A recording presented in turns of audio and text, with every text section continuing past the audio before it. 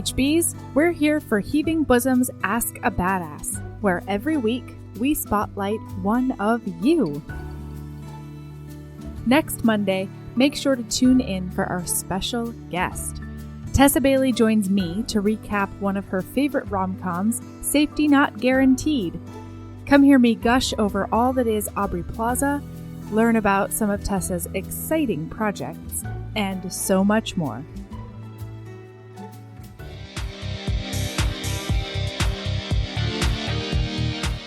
And now you get to hear from Ali, a Myers-Briggs savant, Penny Reid fangirl, Jill of all trades, and all-around excellent human. Here we go.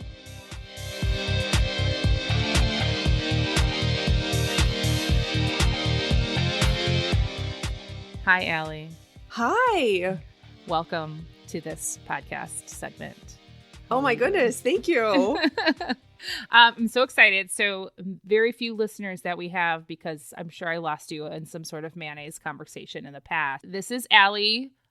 Ali, would you like to be Ali F? Sure. Let's do that. Mm-hmm. Let's maintain your Facebook anonymity. Sounds good. So that all the trolls can't find you. Mm-hmm. So many trolls. They're always after me.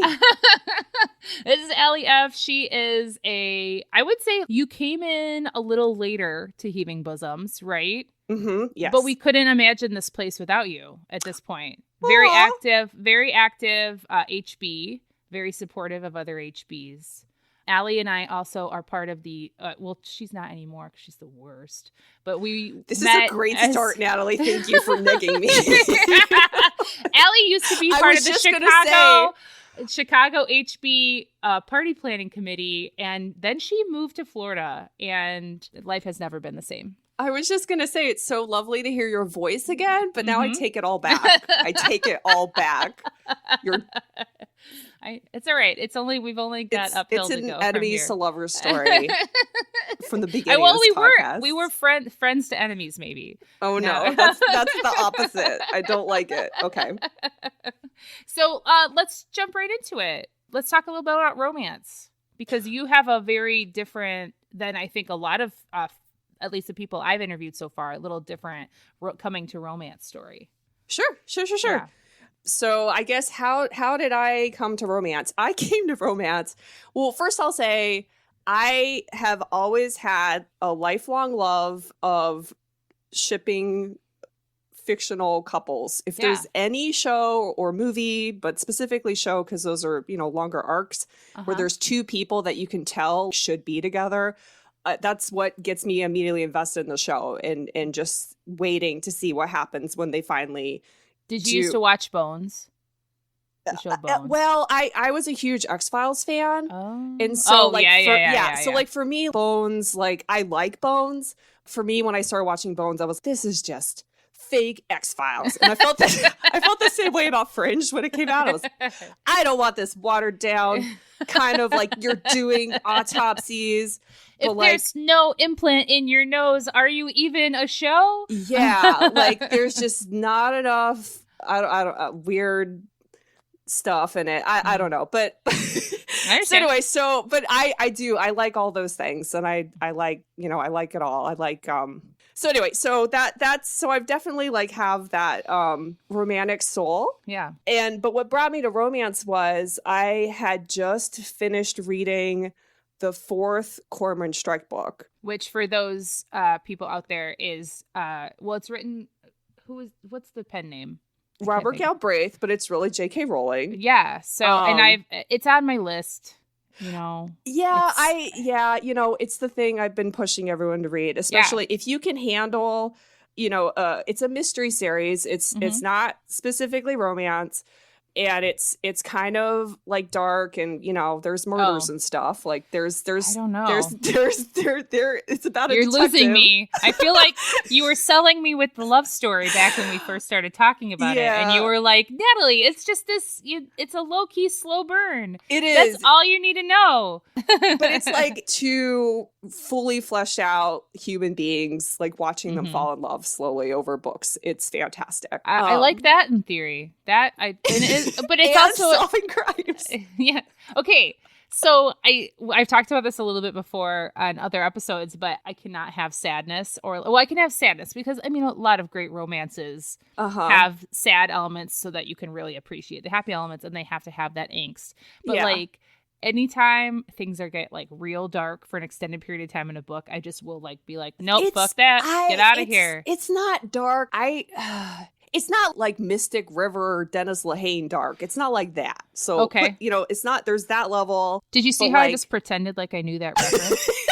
Oh, yeah, sure. It's, well, I don't know. Maybe other people listening was that Clint Eastwood movie? Is there a Clint Eastwood movie? Okay. Actually, I don't know. I don't know. There was a movie. It's really sad, and it's very, very dark. I'll cross it off the list. Like don't need to see it. No. All right. Good. It's not like that. It's kind of like it understands what it is. Yeah. But it does like the third book is about a serial killer who's killing ladies. Well, I mean, I obviously, you know what I mean? Yeah, I like Bones. There's so many serial killers. So I would say it's like on the level of a Bones, except they're both English, and so they go to a lot of pubs and eat biscuits and things. All right, I'll get out my translator. Yeah, so yes, absolutely. So after I finished reading the fourth one, which, oh my God, when you read, by the time you get to the end of the third book and read the fourth one, you're just in it and stuff is happening and it's what's going to happen next? And then no more book because she's going to take like 2 years to finish the fifth book. And she said there's going to be like 10 of them. And so that's kind of how I feel about, that's how I feel about Penny Reid sometimes. I'm like, excuse me. Yeah. Why are you writing other series when this series is not done yet? I do not. I get her reasons though. Like, and I we both know I love Penny. Yes. So the story's getting very long. That's okay. We got nothing but time.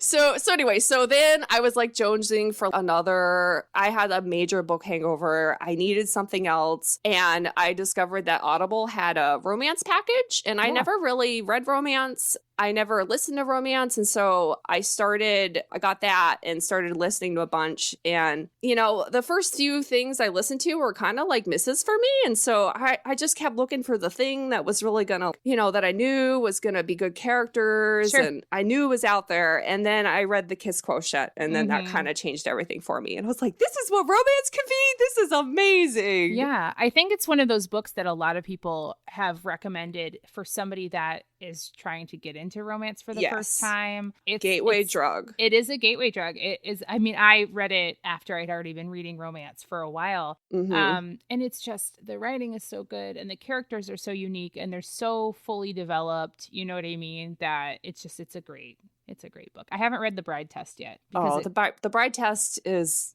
also wonderful. I know a lot of people are saying that that's their favorite now. I still have a soft spot for The Kiss Quotient. But both of them are great, and I can't wait for Kwan's book. It's going to be amazing. Okay, so now you're deeply embedded. Do you read things other than romance right now?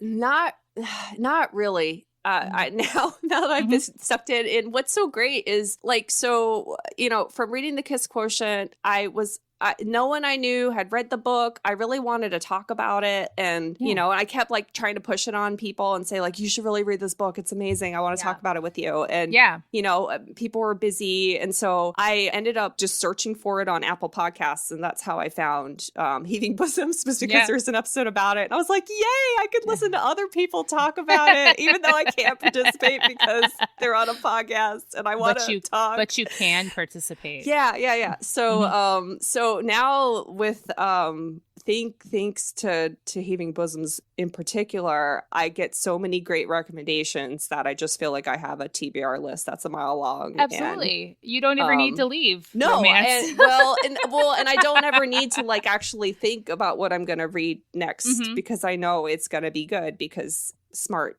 interesting people told me to read it. Yeah, absolutely. And so now you're an active member of the cult. We have folded you into our Heaving Bosoms. Yeah, and when I joined, I really was just going to be a lurker. I wasn't going to post at all. Well, did you join right before KissCon last year? I joined, I would say shortly before, probably like a month or two before that. Yeah, because then, which at that time, if you think about that last year, so KissCon last year was April something. We bought the world tickets. Has changed. Yeah, people bought tickets though the month of. If you think about that, and now they're already sold out. Yep. Isn't that bananas? Yeah. And so I was very spoiled because I happened to live in the city where the event was being held, and, you know, bought tickets on a whim, and so glad I did, because I met so many wonderful, smart, funny, interesting people in person. And so now, yeah, I'm fully invested HB. Yeah, absolutely. What other podcasts do you listen to? I do listen to the Big Magic Lessons podcast.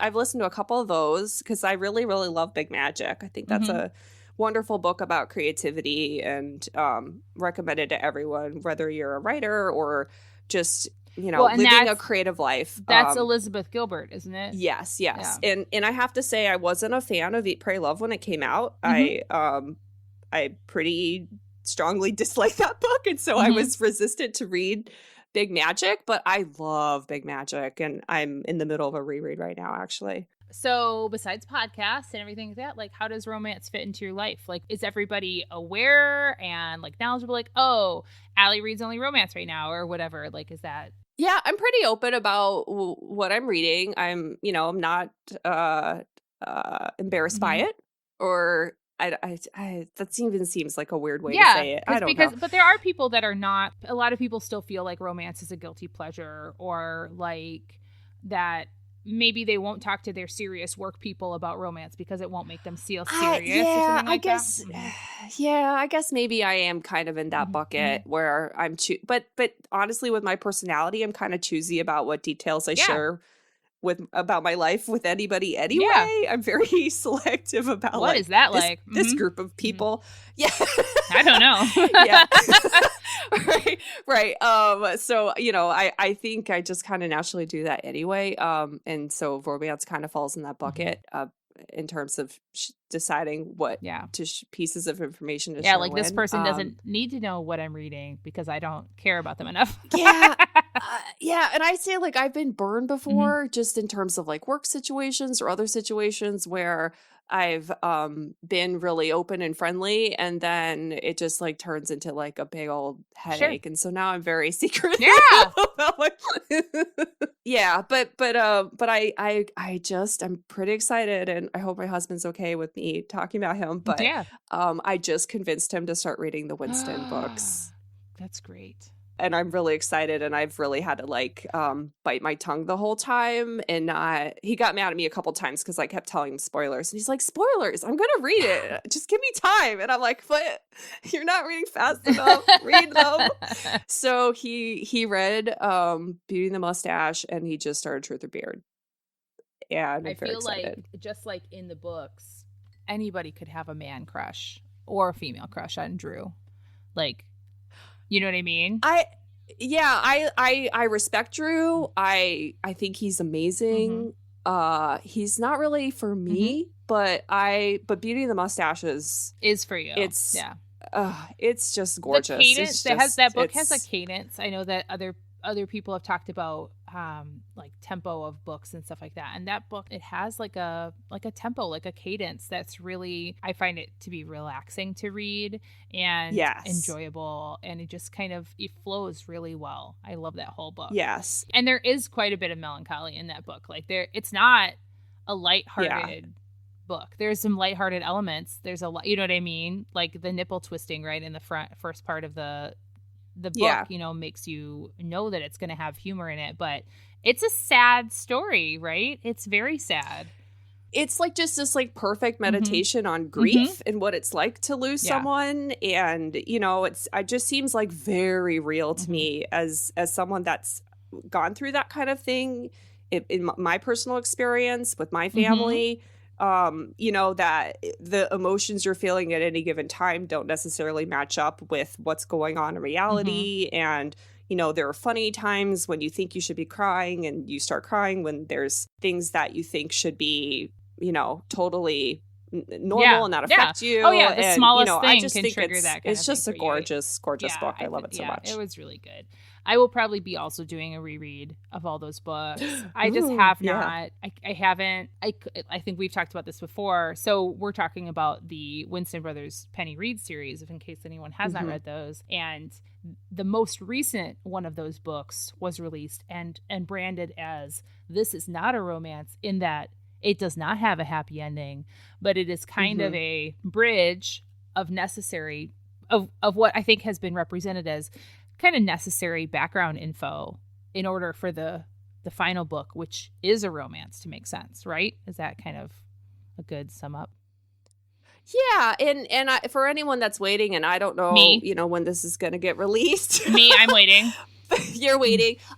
Someone suggested, like, even if you're waiting, read Beard with Me at least like maybe 2 weeks before Beard Necessities comes out, or at least like 2 weeks, because you're gonna need to process it before you read Beard Necessities. And it's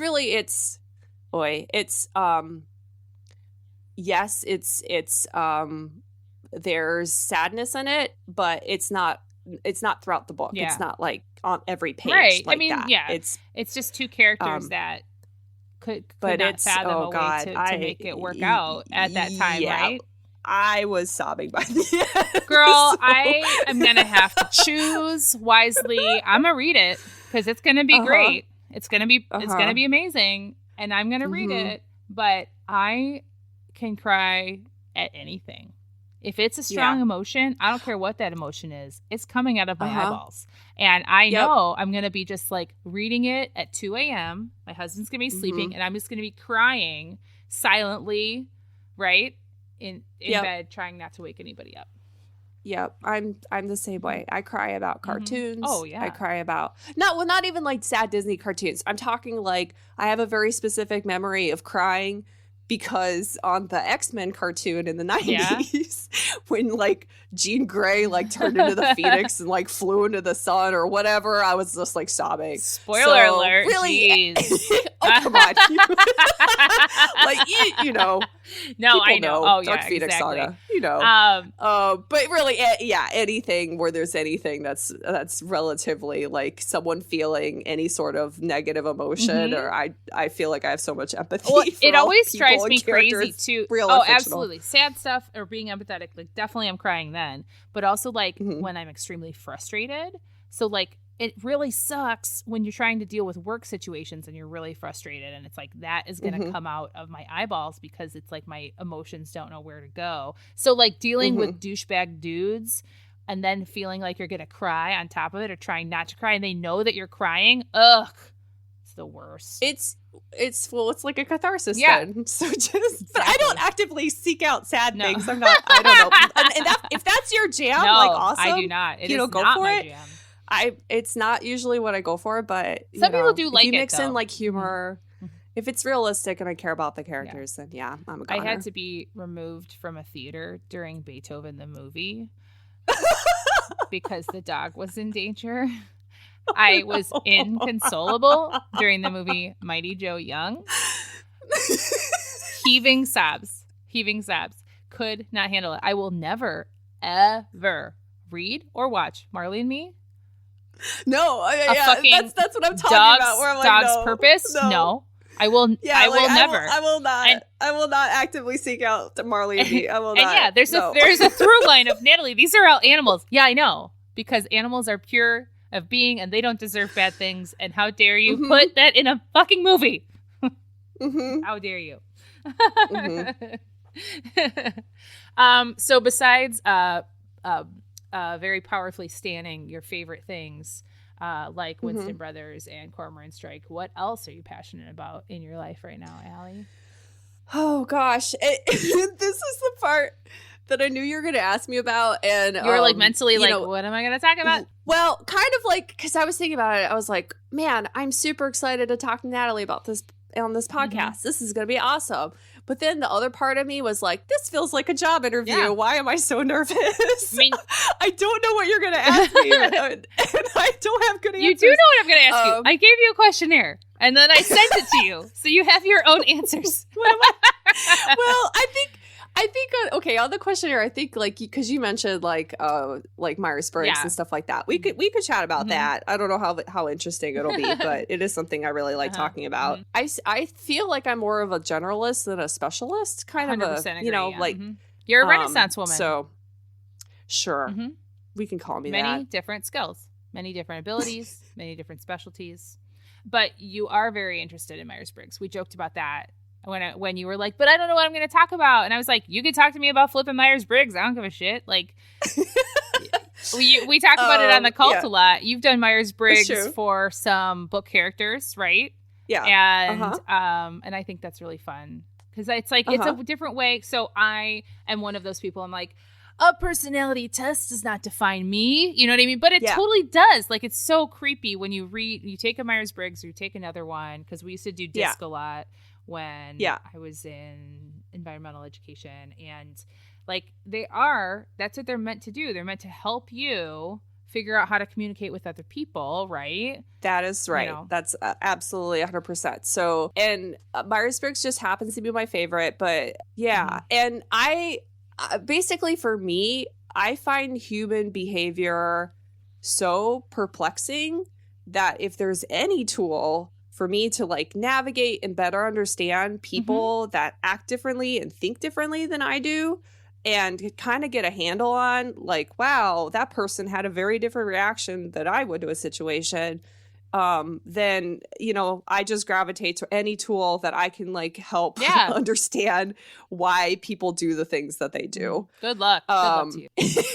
Yeah. And so it's funny because I feel like there's like, probably like a lot of like confirmation bias involved and other kinds of biases involved where, now that I kind of learn about these tools, that it's very easy to say like, oh, you're acting this way because you're an ENTP or whatever. And so Myers-Briggs just happens to be my favorite. And it is something that I'm often doing in my head, especially when I meet someone new where I'm like, oh, this person's this. I can tell because, I can tell if they're extroverted or introverted. I can tell if they're doing certain things, so that it kind of helps me like figure out, okay, this is how I can kind of communicate with this person and hopefully it'll go well. So can you walk me through what do you call it? What is your personality? What are your letter sets? What is that called?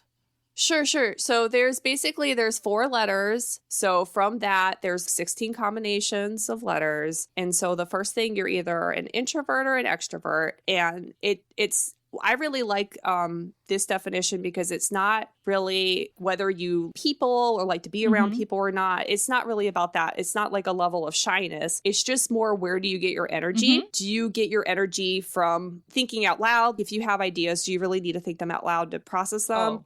Or are you someone that, kind of like internally processes things and then says them out loud later? Or do you, are you energized after spending a day with people? Do you feel more energized, or do you feel like wiped out and need to kind of recharge by yourself for a while and that kind of a thing? I find that really interesting. I'm an introvert married to an extrovert. And so understanding the differences between what our needs are in terms of like thinking, talking through issues and, needing more talking time and more quiet time, that kind of thing, I think is really helpful. So the next one, it's N and S, which is intuitive and sensing. And I don't know how they came up with those names, but basically if you're sensing person, you're kind of like take things more as they are at face value. You are kind of earthy, more earthy in a way. You know what I mean? Like you're more grounded, more maybe potentially more practical than like and kind of is more focused on like the symbolic meaning of things and theoretical discussions. And when you get into like an N versus S conversation, there tends to be this like judgment value against S's versus N's. You know what I mean? Like so I think both are valuable, and you should they're both needed in the world. Let's put it that way. Yeah. So then the third letter, it's either thinking or feeling. And so you're basically making decisions. I'm looking at this page right now that says, do you prefer to look at logic and consistency or first look at the people and special circumstances surrounding an issue? So it's just kind of like, how do you make decisions? It's hard because when you say logic based, it kind of implies that people that are feeling don't use logic. And I don't think like it's that. Emotional decisions, right? It's going with your gut versus... It's just... or even it's just taking into consideration like how your decisions are going to affect people. So then just the last one is you're either a J or a P. And so J's, they feel a lot better after a decision's made, where they're just like, yeah, okay, we got a plan. Let's move on. They like making lists. They're kind of like things more structured versus P's prefer to keep their options open for as long as possible. That's pretty much it. So, and then when you put them together, then it's kind of like how the things work together kind of influence the full framework of that personality type. And so I don't know, I kind of like to pull them apart, but then also like to think about them as like individual archetypes. And so when I hear like ENFP, I have a specific kind of person in mind. Is it the campaigner? Like. Because that's like some of these Myers-Briggs tests have had like these personalities that they apply to, you know what I mean? Have you seen those? They're like internet things. There's all different, depending on like what site you look at or whatever, they have different names for things. So I haven't heard that one, but sure. That was the one HB Kimberly, I think, had shared basically a Myers-Briggs that gave you like personalities, your protagonist personality. But anyway, and so they had things like mediator, advocate, adventurer, campaigner was mine. This is not. I don't know. This is not how my brain. Basically, like if I did not know personality tests existed, I mean, my life would not change at all. But I also be like, weird. That person just did that thing. What a mystery. Well. So what's also interesting to me is like, so just for example, 65% of women are Fs and 65% of men are Ts. Oh. And so like if you're a female that's a T or a male that's an F, then like you're already kind of in a minority bucket. Sure. And then the same thing where I think it's like 65% of Americans at least are S's and only 35% are N's. And so when you start to look into that kind of stuff, and then I'm an INFJ, and that happens to be only 1% to 2% of the population. It's the rarest type. And so when I figured that out and I read my profile, and it felt like it was reading my diary when I first read, I was like, oh my God, this is exactly like me. I've never read anything that fit me so well. Yeah. And I felt seen. Yeah. Well, I think that's literally what my comment was, at least in one of these, because so here's what the description of me is according to this site. It says, which it also sounds like I'm bragging because I feel like this is not. Oh, you should brag. Yeah. Be proud. Few personality types are as creative and charismatic as campaigners, which is the ENFP. Known for their idealism and enthusiasm, campaigners are good at dealing with unexpected challenges and brightening the lives of those around them. Campaigners' imagination is invaluable in many areas, including their own personal growth, which is that is my whole job history. That is my whole life history, just like written out in that weird little clip, which is bizarre. Yeah. Which is weird. That's awesome. So I find all those like details interesting and kind of help just explain like why, for example, local news, which I always find really bizarre about the stories they choose to talk about and how they talk about things. And I realized very early on where I was like, oh, wait a second. Local news is basically geared towards SJs, and which are like the biggest group of people. And once I figured that out, I was like, oh, that's why like this communication style doesn't really work for me. I'm 1%. So. Right. Well, yeah. And they're going, for good reason. Yeah. So they're trying to angle to their biggest market, right? Yeah. So I don't know, like just stuff like that I find interesting. If you're interested in knowing more about it, I'd recommend there's a website called personalitypage.com. That I really enjoy their descriptions. And then they have like a career section and like a love, romance, or just relationship section, I guess I should say, because they talk about like, parenting and friendship and that kind of stuff. So what is it like to be a personality page? The idea for me, and this is just like such a description of me as a human being, is like the idea of reading material to help me be a better person at something is such a foreign, like I'm like, oh, well, I should just figure it out by trial and error, right? Like, why would I do research on it? Like, it's such a great idea. It's just not how my brain is like, oh, weird. You could just read books about that to become better at that. You don't just have a sequence of failures to just figure out what doesn't work. Like, that's amazing. Yeah.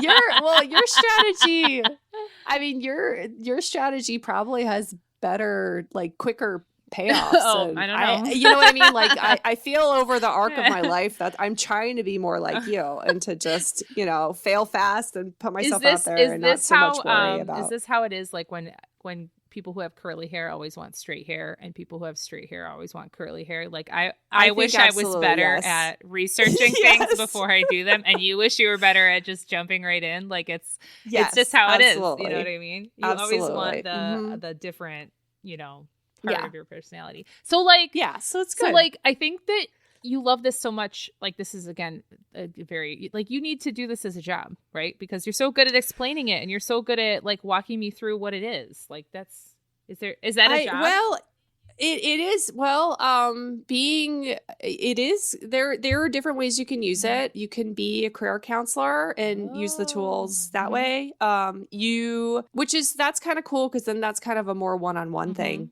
for an introvert like me. And then there are, just like we mentioned with DISC and Insight Discovery and all those tools. You could be like a corporate trainer using that kind of stuff. Right, exactly. You could get certified in all those things, and that is something that I'm considering. It's something that I like talking about. And, well, you really broke it down for me, and you've talked about it a lot on the cult and about, you know what I mean? Like I said, you've done, I think you've done it for all the Winston brothers, haven't you? Yeah, I did. At one point I did do for all the Winstons, and Penny Reid, she actually, so Penny, in her, because I am a shark and I'm in her group, she confirmed that she actually does use Myers-Briggs for her writing and actually does like give each character a Myers-Briggs. Well, from thinking about how being a writer and having to come up with these whole personalities, they're not your own. So like their reaction to something has to be their reaction, not so using a personality test or something like that to figure out how your characters would respond to this, because you want to initially, I would assume you would want to go with what your initial response to something would be, and you have to really think it. So it makes sense. It makes total sense. Yeah. So it's a tool that Haley and I are using for the book we're working on, and I'm sure other people have as well. But Penny wouldn't confirm any of the types, which I understood. Rude. How dare you? I was like, please tell me if my guesses are right. Send me a DM. I won't share it. I won't share it except on this podcast. Yeah. I also think about like Hogwarts houses a lot, which is its own personality test, right? Yeah. So I'm just like, please give this Ravenclaw like yes or no answers on my guesses. I need to know. Yeah. I want to get it right. Yeah. We've talked a lot about Penny on this podcast, but that makes sense. I feel, I guess so. I mean, it's fresh in your mind, right? Because you're just reading. It is, yeah.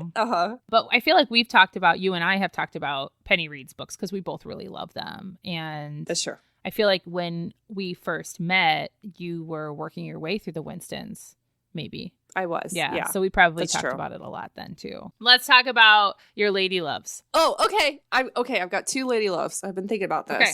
My first lady love is so having moved to a warm climate, I just went and got my hair done and at an Oveda salon. I love the smell. And all of their products smell so flipping good.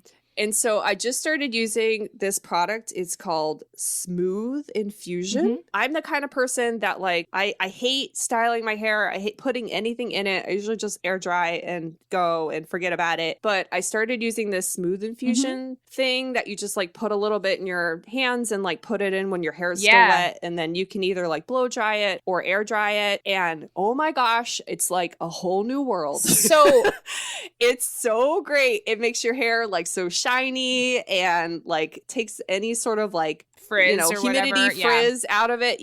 Adds body weirdly, because that's what I hate, stuff that like wears your hair down and always feels icky, and this stuff is like amazing. And as I get older, my hair texture is changing, and I've been like kind of self-conscious about that. And so this, I was just like, oh man, this I feel like it's just like giving me so much life and positivity and self-confidence. Yeah, and so it's worth it. Go try that. And maybe I need to try that because I don't. What happens to me whenever I've used a smoothing product because I want to get rid of the fuzz, but it just turns my hair into a flippin' grease ball. Like it is, and it might just be my type of hair or whatever. Because for years I couldn't even condition my hair because it would get so greasy. So then, but then when you don't condition it, it gets flippin' frizzy. So then what do you do? That's right. Yeah. And I have similar issues and I can relate to that. So I give this a try. And it's Smooth Infusion by Aveda. Yeah. And I'll send you a link or whatever. And then my second lady love is one of my things that makes me happy is watching trailer reaction videos on YouTube. Yes. And I didn't know that these things existed and until like after it was either after like Wonder Woman or Black Panther came out. And then I went to like go watch the trailer for it. And then I saw like, you know, there's just like dozens of videos of people watching movie trailers for the first time and having these reactions. And it made me so happy seeing other people so excited to see Black Panther. Yeah. And see, you know, just any movie that you're just like really, really hyped for. Because I love movie trailers anyway. Sometimes they're the only, I don't really see movies in the movie theater as much anymore, but you know, sometimes that was like the best part of seeing a movie. You'd go see like a so-so movie, but like the trailer is just like so much hope for something being awesome and good. And then it's not. But I get so much enjoyment from watching complete strangers on the internet just like having a real natural reaction, especially if it's one that it's something that I'm excited about that they seem excited about. Absolutely. It just like fills me with a lot of joy. So go do that. It's fun. Are you ready for a lightning round? Oh God, sure. Yeah, let's do this. I'm closing I like have my eyes scrunched up. I'm just like, did you peek at the questions? Do you have answers prepared in your brain? No. Okay. No, I don't. No. All right. No, let's do ready? it. Well, we already know what your Hogwarts house is, so I'm not going to ask that one. Ravenclaw. Yeah, Ravenclaw forever. Are you an Aaron or a Melody? I'm going to say I'm probably more an Aaron, but I want that there's deep down inside, I have some Melody in me somewhere. Great. I think there's a romance about that.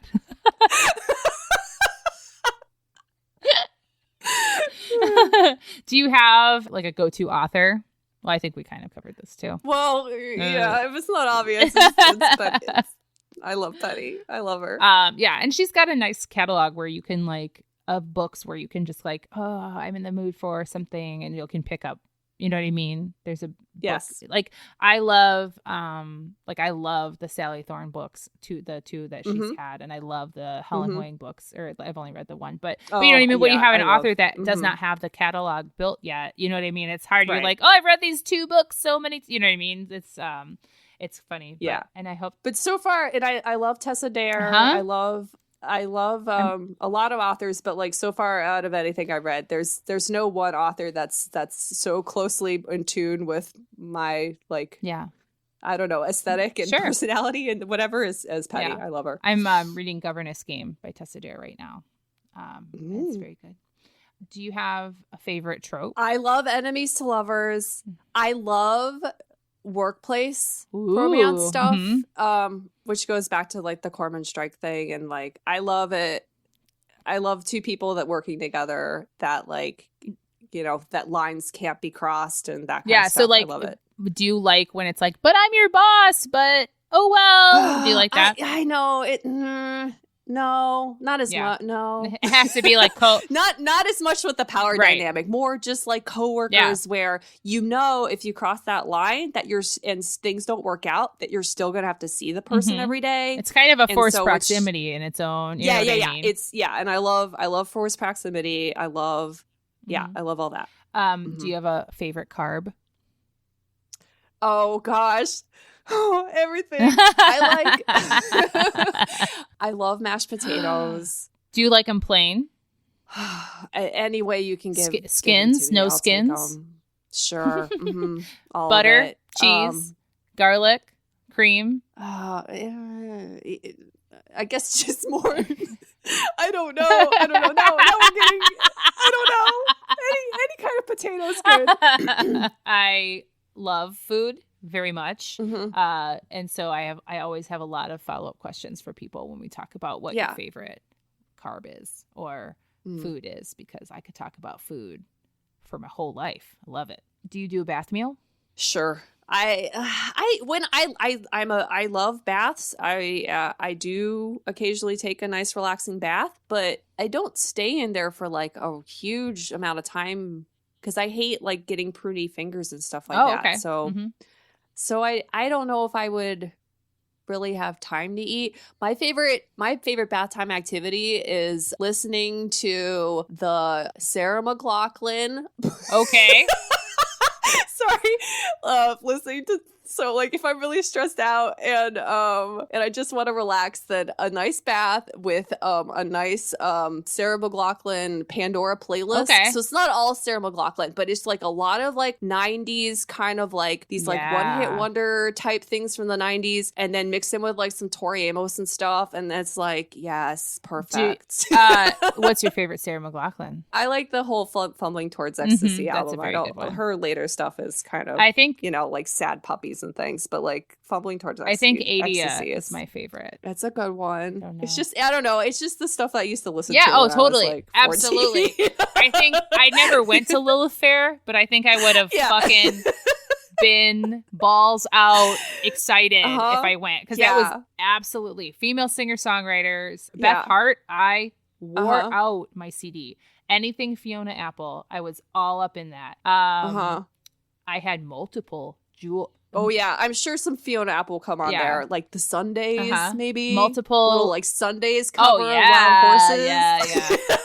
I had multiple Jewel CDs. Oh, that was all. I was all up in that. Absolutely. Yeah. Do you have a problematic fave, book or movie? I will accept both. What book or movie? I mean, sorry, I'm laughing because like we're gonna talk about Penny again. It's like, it's not all I read. It's not, I swear to God, it's not all I read. But yeah, Alex Grade from Love Hacked is my problematic fave. I love him. Love him. International so much. Cyber Terrorist Alex Green. It's not the first time he's been mentioned on this podcast. I just want you to know. Really? Correct. Yes. Yeah. And also like, do yourself a favor and listen to the audiobook of that book. Who does his voice? Oh gosh, I don't know, but it's I think part of my reaction to reading that book was because the audiobook, like, because you don't know the words on the page, and so you just hear them, you know, like, you know what I mean? And so I'm like, on the page, Ooh. There's a lot of discussion about what his voice sounds like, right? They talk a lot about what his voice sounds like and what it does to her, you know, to Sandra. Yeah. But I like a computer hacker. I like a man that likes to go to libraries. Okay. Well, I like a man that is he really going to libraries because he likes libraries, or is he going to libraries he loves to read? Is he going there to escape the whatchamacallit? No, that is his favorite Sunday activity: is going to libraries and reading books and going swimming. Just doing a lot of lap swimming. I can't tell how you feel about it. Yeah, I love Alex. Who would play you in a movie? I'm gonna say, I'm gonna say two things. One, I would absolutely love Jennifer Garner because I love her. Oh yeah, I have a I could giant see girl that crush too. on her. Well, she's just like, I feel like she's just like the Hufflepuff version of me. Like, she's I feel like so all of sweet, us, and I love her cooking videos. Oh my gosh, did you see the one of her making pizza? I'm sure I have. I feel like she just repeated or just posted it not too long ago, but it was like with another dude, and like literally, I feel like she is the person that I would like to become. She just seems like a lovely, down to earth human being. Yeah. But then also, like, I loved Alias. I was a big Alias fan, and so she can, like, you know, do kick butt action things and all that. I feel like she can do just about anything though, because she can be serious and she can be funny and she can do the action stuff, and then also she makes bread and she does a lot of charity work, and she just seems like a lovely human and being. Who the fuck is divorcing that kind of gem in your life? Well, I don't even have words. I don't even have words. And then my other thought would be, I don't know the actress's name, but whoever plays Janet on The Good Place, I love her. I think she's really funny. Just like her general like attitude and like sense of humor and her acting. The first couple pictures I've already. Her name is Darcy Carden. Yeah. She's really funny. Yeah. I would totally be happy with that. Yeah, I like her. She's cute. I don't know anything. I haven't seen The Good Place, which is like, I know it's an error in my whole life. I feel like it is like the role she plays in The Good Place. I think it takes a lot of skill to do well. Mm-hmm. You kind of have to. It's like a very conceptual role, and she makes it very funny, and just does like such a great job of it. And it's like very subtle kind of humor. And so you guys also look she's alike. Really good. So that helps too. And we look alike. Yeah. Okay. I mean, you both have dark hair and you're both pretty. That's all I really know about her. Aww! So this is Friend Appreciation Hour here on Ask a Badass podcast. Okay, I have a last one.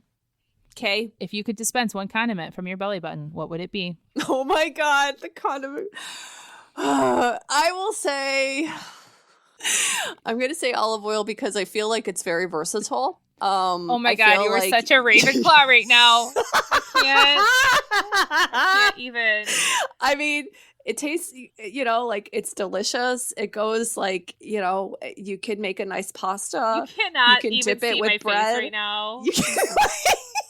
I can't. But then also, like, if you need, like, if your like skin's dry and you're like, oh, let me just rub some of this. Thank you for just taking this question in an entirely different place. Like, like, I love it. I've even like my dad put like, we had like a door that like the key wouldn't like work anymore. And then he just takes some olive oil and then he like, it greases up the key thingamajigger. You want to be grossed and out? Then the key works. You want to be grossed out? Sure, yes. Olive oil is one of the things that they have pregnant ladies rub in areas so that they are more more stretchy. Not gross. It's just so, like it's the most useful is gonna be of ready. All the for everything. Yeah, I guess. Yeah, I'm gonna be very popular. People are always gonna be like, Ali, can I use some of your olive oil? Sure. Let me just dispense it from my belly button for you. Why is this a question? How did this happen? I don't understand. So I used to have to do a lot of team building exercises for my job. So I would like lead team building exercises for teenagers, which is tough. Like get it. So then you try to come up with questions that totally like take them out of being a teenager because they're grossed out or they're laughing or whatever, you know what I mean? And you kind of remove that disgruntledness or whatever, or worry about being different or whatever it is that stops teenagers from participating in things. And you have to remove that in order to get to like the actual good stuff.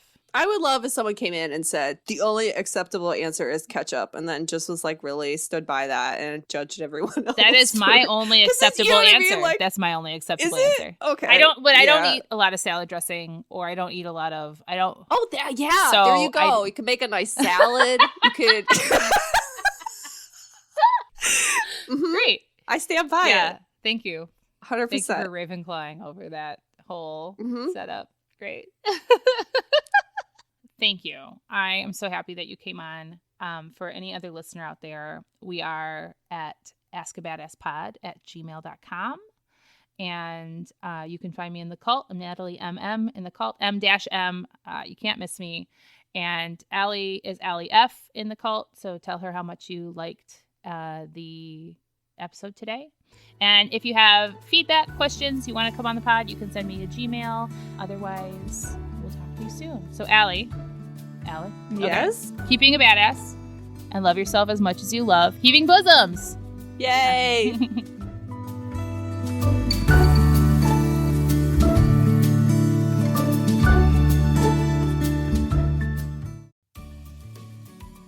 Hey, you. Yes, listener, you. Are you loving the show? If so, please leave a rating and review in your podcast app. The 90 seconds you take to say something nice not only helps new people find the show, but it makes me super smile over at HBHQ. Also, I've had a few people ask, and the answer is yes. We are still doing the 5-star bribe. If you leave us a review with 5 stars, then we'll do whatever book you want. We're real deep into the list, though, so it might be a while. Lilas! Okay, back to the show.